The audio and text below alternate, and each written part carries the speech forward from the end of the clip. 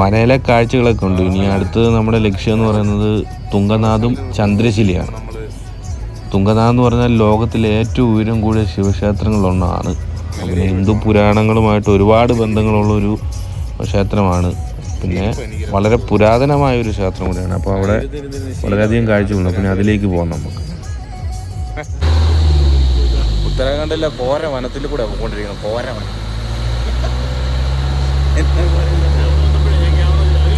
ഞാനും കൂടെ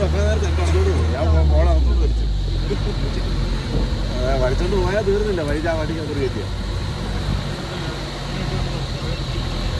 തിരിച്ചു വരാൻ ടൈം കൊടുക്കും.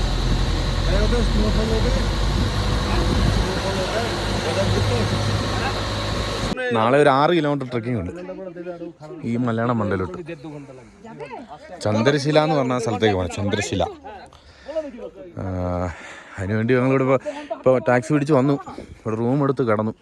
ഇപ്പോൾ രാവിലെ മണ്ടയ്ക്ക് വലിഞ്ഞ് കയറണം. നമ്മുടെ മൂന്നാർ സെറ്റപ്പ് പോലെ, മൂന്നാറിൻ്റെയൊക്കെ ഒരു ലാൻഡ്സ്കേപ്പ്.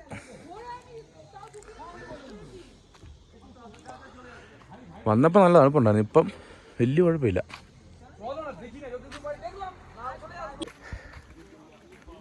ഒരു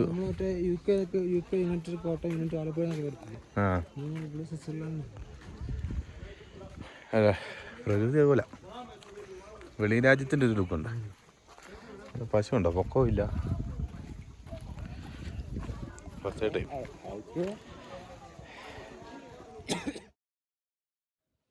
രാവിലെ മഞ്ഞെല്ലാം വീണ് മലകൾ നല്ല സെറ്റായി. സൂം ചെയ്താൽ മതി.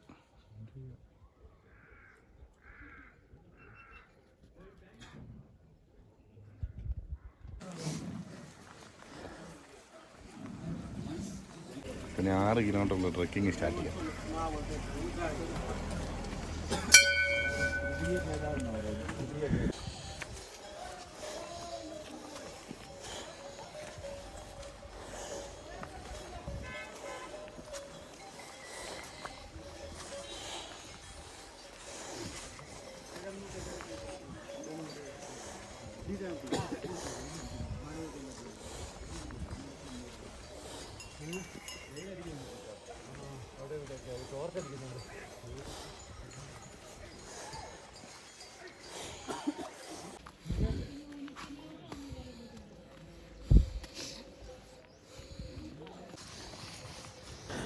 നടപ്പൊക്കെ തുടങ്ങിക്കഴിയുമ്പോഴാണ് പയ്യെ വീഡിയോയുടെ ഷേക്ക് കൂടും, വോയിസ് കുറയും. അതുകൊണ്ടാണ് ഞാൻ അഡീഷണൽ വോയിസ് ഇട്ട് ചെയ്യുന്നത്.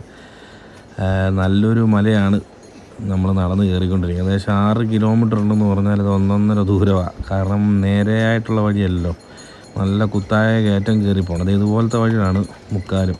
ആദ്യം നമ്മളിത് ചെല്ലുന്നത് തുംഗനാഥ ക്ഷേത്രം. തുംഗനാഥ ക്ഷേത്രം എന്ന് പറയുന്നത് ലോകത്തിലെ ശിവൻ്റെ ഏറ്റവും ഉയരം കൂടിയ അമ്പലങ്ങളിൽ ഒന്നാണത്.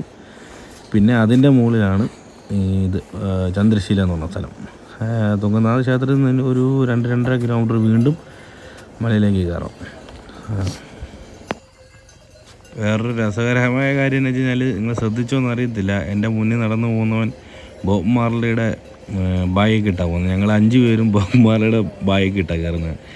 കാരണം ഞങ്ങളുടെ ബാഗിന് ഭയങ്കര ഹെവി വെയിറ്റ്, അതുകൊണ്ട് ഇത് കയറാൻ പറ്റത്തില്ല.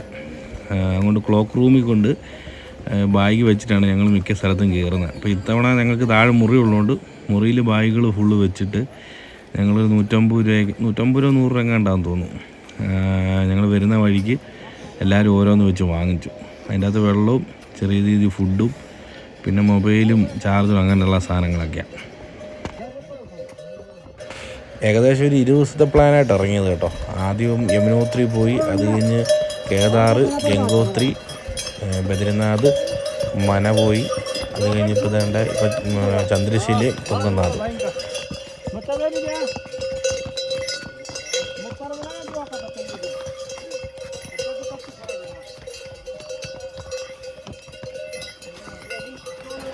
ഇങ്ങനെ കുതിരക്കൊന്നും പോയിട്ട് കാര്യമില്ല കേട്ടോ. കാരണം നടന്നു തന്നെ പോകണം. എന്നാലും ആ മേളിൽ ചെന്ന് ഈ നമ്മൾ നടന്നതിൻ്റെ ക്ഷീണമൊക്കെ കഴിഞ്ഞിട്ട് സ്ഥലം കാണുമ്പോൾ നമുക്കൊരു മനസ്സിനൊരു സംതൃപ്തിയും ഒരു എന്തോ വലിയ സാധനം നേടിയെന്നൊക്കെ തോന്നുള്ളൂ.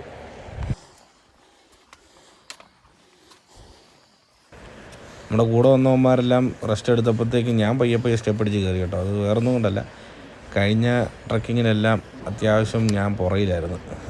കാരണം ഞാൻ ഇച്ചിരി സൈസ് ഉള്ളതുകൊണ്ട് നടന്നെത്താൻ പാടാം. അതുകൊണ്ട് ഞാൻ ഇച്ചിരി പയ്യെ സ്റ്റെപ്പ് വെച്ചങ്ങ് നടന്നു, അല്ലെങ്കിൽ ഇരുന്ന് പോയാൽ പോയി.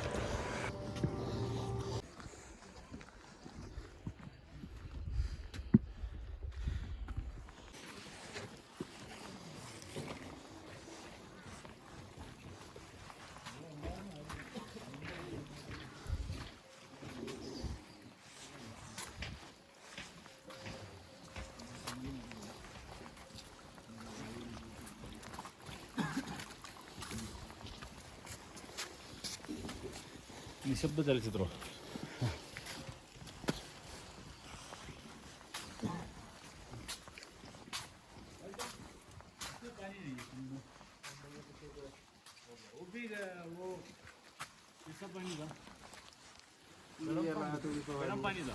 गर्म पानी का ठंडे पानी हो अभी नहीं है।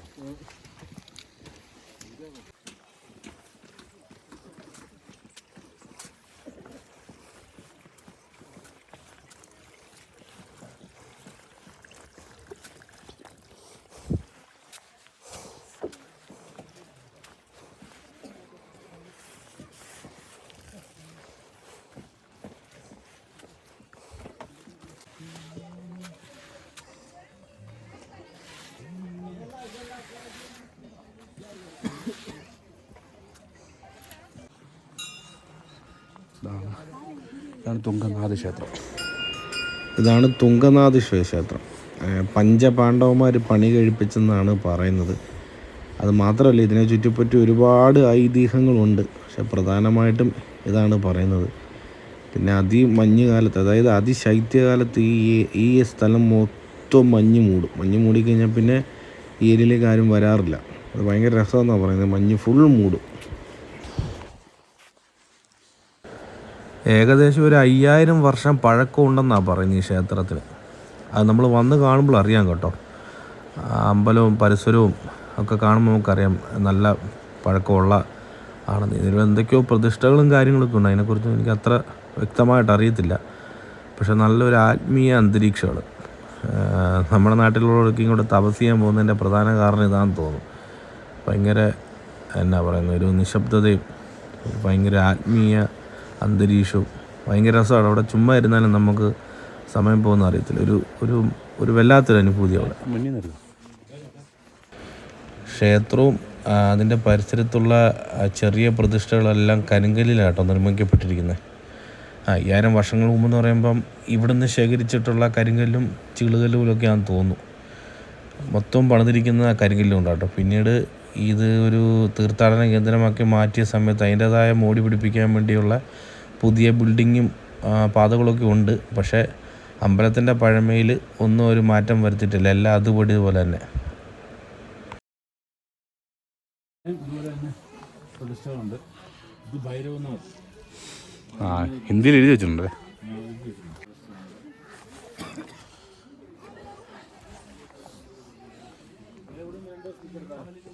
ഇവിടെ നിന്നിട്ട് കാണാം. അമ്പലത്തിലെ കാഴ്ചകളൊക്കെ കഴിഞ്ഞു. ഞങ്ങളുടെ കൂടെ ഉണ്ടായിരുന്നതെല്ലാം തൊഴുതു. ബാക്കി കാഴ്ചകളും കാര്യങ്ങളൊക്കെ കണ്ടു. ഇത് പഞ്ചപാണ്ഡവന്മാർ പണിത അമ്പലമാണെന്ന് പറയുന്നത്. ഇനി അടുത്ത് കാണാൻ പോകുന്ന ചന്ദ്രശില. അങ്ങോട്ടിനി 1 കിലോമീറ്റർ നടക്കണം. ഇപ്പം ഇവിടെ നിന്ന് നടക്കണം. ഓക്കേ.